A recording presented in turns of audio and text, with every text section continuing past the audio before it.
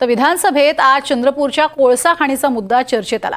कोळसा खाण उत्खननानं शेतीचं मोठं नुकसान होतंय असं विजय वडेट्टीवारांनी म्हटलंय। खाण उत्खननाबाबत अटी शर्थींचं पालन करण्याचे आदेश दिले जात आहेत असं उत्तर यावेळेला शंभूराज देसाई यांनी दिलंय।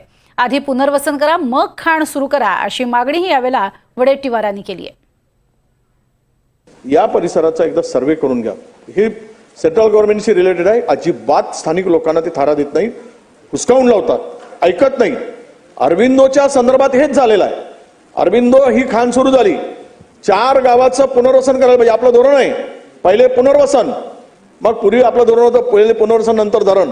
तसंच आता मायनिंगच्या संदर्भात सुद्धा आहे की आपल्याला पहिल्यांदा याचं पुनर्वसन करायला पाहिजे। अध्यक्ष महोदय, मी जबाबदारीने सांगतो, एकही गावाचं पुनर्वसन केलं नाही।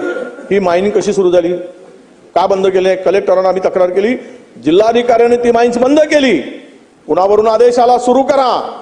आता कोणाचा आदेश आहे जरा माहिती घेण्याचं काम मंत्री महोदयांनी करावं।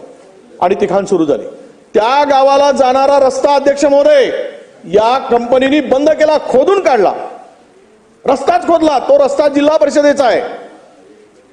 या संदर्भामध्ये जर ज्या अटी शर्तीच्या अधीन राहून या खाणपट्ट्याला राज्य सरकारने मान्यता दिली असेल, त्या अटी शर्तीनुसार जर या पुनर्वसनाच्या संदर्भामध्ये डिले किंवा विलंब या संबंधित कंपनीकडनं केला गेला असेल तर त्यांना आजच्या आज तशा पद्धतीच्या सूचना दिल्या जातील की तुमच्या अटी शर्तीनुसार ज्या विहित कालावधीमध्ये त्यांनी या ठिकाणच्या पुनर्वसनाचं किंवा पुनर्भरणाचं 2 विषय आपण सांगितले, या बाबतीतलं अटी शर्तीमध्ये जर त्याचा उल्लेख आहे त्याप्रमाणे पालन करण्याच्या सूचना लिखी स्वरूपात त्यांना आज दिल्या जातील। नंबर 1, घरांना जे तडे जाण्याचा विषय माननीय वडेट्टीवार साहेबांनी या ठिकाणी मांडला, याबाबत आमच्या विभागाकडे म्हणजे डिस्ट्रिक्ट मायनिंग ऑफिसरकडे तरी कुठल्याही निवेदन प्राप्त झालेलं नाही।